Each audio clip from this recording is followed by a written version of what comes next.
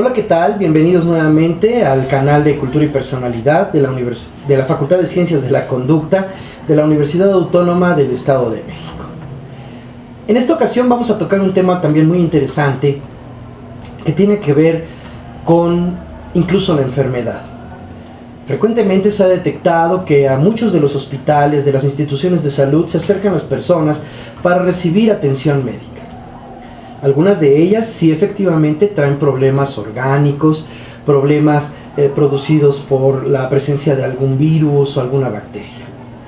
Pero también se ha encontrado que la mayor parte de las personas que vienen a consulta externa son personas que vienen con una serie de síntomas que aseguran pertenecen a alguna enfermedad en particular, pero se ha detectado que estos síntomas son aquellos que se les conoce como síntomas somáticos. Por supuesto, mucha gente ha dicho que toda enfermedad tiene una psicosomatización, es decir, una parte psicológica que es la interpretación de esta enfermedad o de este síntoma que presentan, y por supuesto una parte orgánica que sí efectivamente está presente.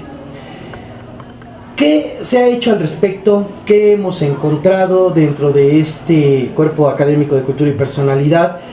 Pues es una pregunta importante que hay que realizarle a alguien que se está volviendo una experta en el área.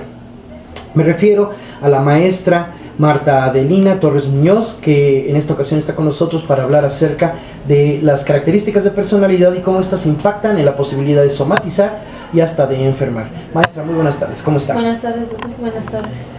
Bueno, pues la primera pregunta para que nuestros seguidores nos puedan entender por dónde va todo es si nos puede informar, ¿verdad?, acerca de cómo se va conformando una personalidad, qué tendencias puede llegar a tener esta personalidad y qué impacto puede llegar a tener en la vida el conformar una personalidad con esas características. Por favor. Ok, bueno, para empezar hay que definir lo que es la personalidad. La personalidad son aquellas características biológicas y psicosocioculturales que subyacen al individuo y que van a explicar los patrones permanentes de su forma de ser, sentir, pensar o actuar.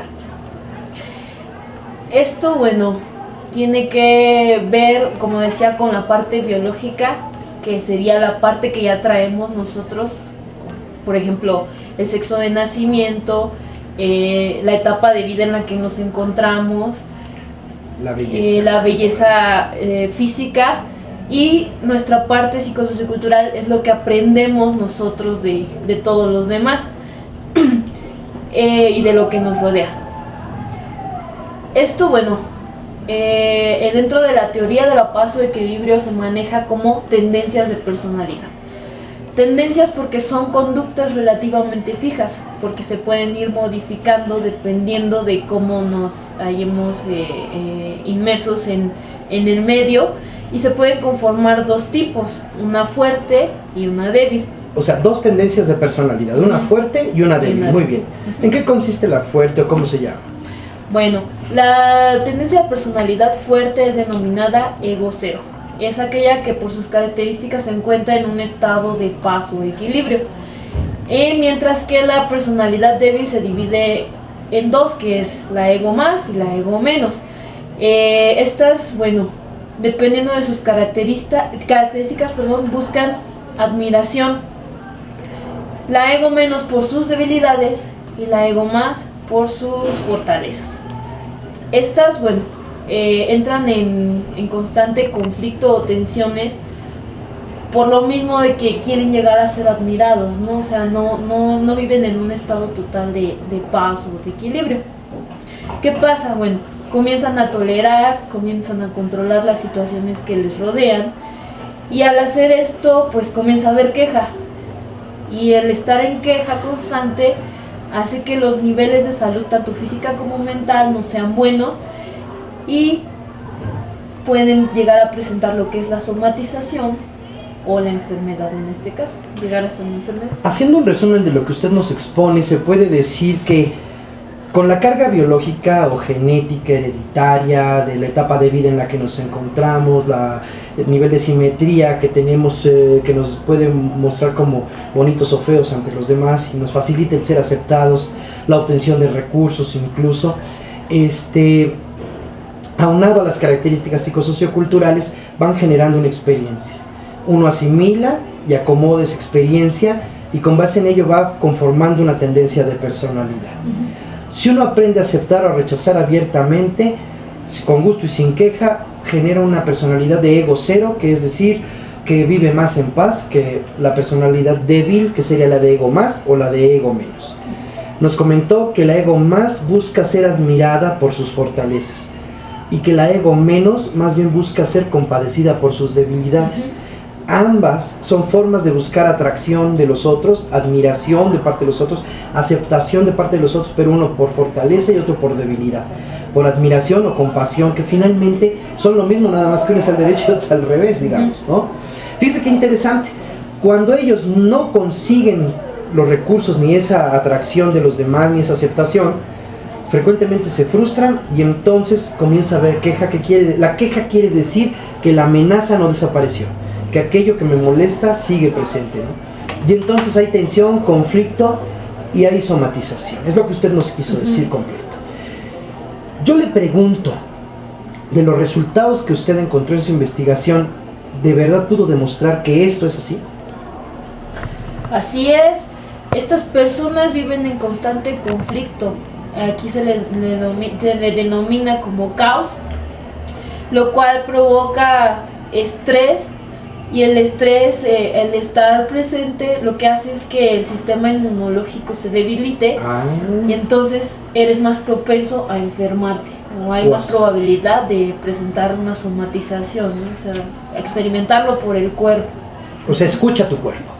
Oiga, ¿y cómo somatizan las personas que buscan admiración por su fortaleza, que se sienten así como que muy fuertes, muy importantes en la vida? ¿Cómo somatizan? ¿Y cómo los débiles también? Bueno, estas personas, por su fortaleza, por su admiración, siempre están como en mayor tensión y sus síntomas somáticos están más relacionados, por ejemplo, con las tensiones musculares, con cefaleas, con migrañas, con gastritis, cosas que tienen que ver con algo muy rígido, como que siempre están en constante rigidez.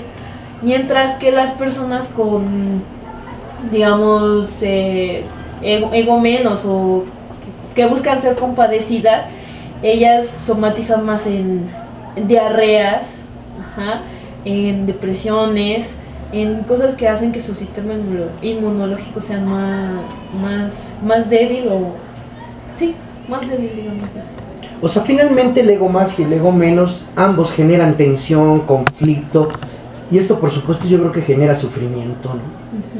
Porque no consiguen llegar al ideal que se han planteado para vivir, porque los ideales, esos son ideales, no existen, nadie los alcanza, y el no alcanzarlos y ser descubierto en ello que no lo alcanzas, te genera este tipo de tensión también, ¿no? Finalmente el ego más y el ego menos se mueven con base en ideales, ¿no? Uno de ser fuerte y otro en el de ser débil. Para no llegar a esto, maestra, ¿qué nos recomendaría? ¿Qué le recomendaría a nuestros seguidores para no desarrollar un ego más ni un ego menos? ¿Qué hay que hacer? ¿Aceptar y rechazar abiertamente? ¿Tolerar? ¿Qué es lo que hay que hacer? ¿Y qué alternativa nos podría usted plantear? Primero hay que aceptar y rechazar abiertamente, con gusto y sin queja. Una de las soluciones es nuestro ser en el hacer, o sea, que hagamos lo que somos y seamos lo que hagamos sin contradicción. Esto nos va a permitir realizar actividades en silencio, donde no hagamos juicios de valor y donde no nos pongamos en una constante competencia buscando esa admiración de los demás, sino que es para nosotros mismos. O sea, el ser en el hacer, para que quede más claro, es como poner en práctica, desarrollar tu don natural, tu talento de origen, ¿no es cierto? O sea, si tú naciste para resolver problemas abstractos como los matemáticos, pues dedícate a las matemáticas. Si tú naciste para barrer y te enorgulleces, ¿verdad? Te sientes cómodo barriendo, con gusto y sin queja, pues dedícate a barrer. Fíjense que no digo yo, sé el mejor, porque cuando alguien te dice sé mejor, quiere decir que eso que eres no es lo mejor. Y entonces comienzas por esforzarte, por tratar de condicionarte para intentar ser el mejor, Y entonces dejas de ser tú mismo por tratar de ser otro que es el mejor. Y entonces te pierdes a ti mismo. Yo creo que esa recomendación de ser en el hacer es una recomendación muy muy favorable. Sobre todo porque cuando tú lo encuentras, te puedes dedicar a ello en silencio, con gusto y sin queja. Te puedes dedicar a ello sin hacer juicios de valor, que eso es a lo que me refiero cuando digo en silencio. No es que te quedes callado para siempre, sino que no hagas juicios de valor. No necesitas estar compitiendo, más bien busca el complemento, porque nosotros hemos perdido el sentido de esa complementariedad, ¿no es cierto? Sí. Y entonces, ya para ir cerrando, maestra, ¿nos puede decir qué diferencias encontró respecto de la somatización en hombres y mujeres? Ok, bueno, en esta parte las mujeres reportan más el experimentar lo que es la somatización que los hombres. Los hombres lo reportan menos, no quiere decir que los hombres no lo experimenten, pero ellos lo reportan menos.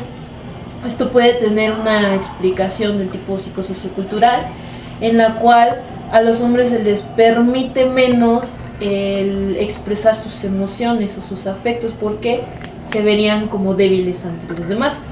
Ellos tienen que ser los fuertes, digámoslo así. Entonces las mujeres reportan más esta parte de experimentar síntomas somáticos. Y de enfermedad, ¿quiénes encontró usted que se orientan más a la posibilidad de llegar hasta la enfermedad? ¿Los hombres o las mujeres? ¿Los de ego más o los de ego menos? ¿Qué es lo que encontró al respecto? Bueno, en general, como en cuanto a los ego más y ego menos, como todos viven en conflicto y en caos, entonces tienen todos esa posibilidad de llegar a la somatización y a la enfermedad si no resuelven esas tensiones o conflictos. Unos por una vía, otros por otra.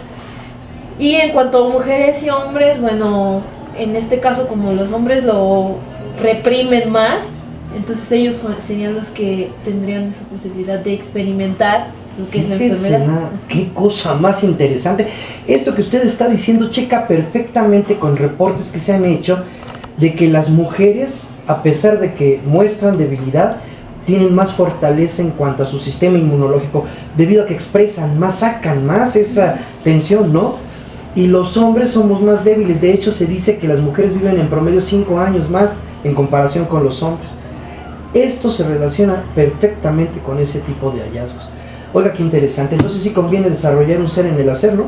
Así es.